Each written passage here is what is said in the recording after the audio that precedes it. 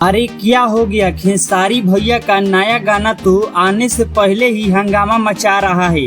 काहे देखिए। नमस्कार दोस्तों, स्वागत है आप सभी का आपके अपने चैनल भोजपुरी खबर लाइव में। जी हाँ, खेसारी लाल यादव का एक और धमाकेदार नवरात्रि गाना आ रहा है जिसका नाम है आरती उतार दी।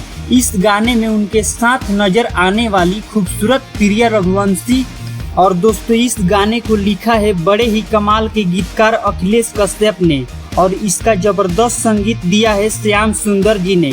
यह गाना जल्द ही ग्लोबल म्यूजिक जंक्शन के चैनल पर रिलीज होने वाला है। देखिए इस गाने का जो पोस्टर है उसे देखकर ही लगता है कि यह नवरात्रि का सबसे बड़ा हिट होने वाला है।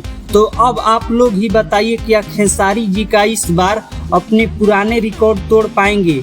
क्या आपको लगता है कि यह गाना कितना हिट होगा?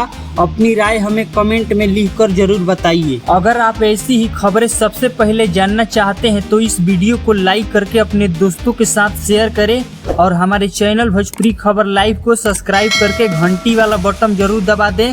मिलते हैं अगली वीडियो में, तब तक के लिए जय भोजपुरी।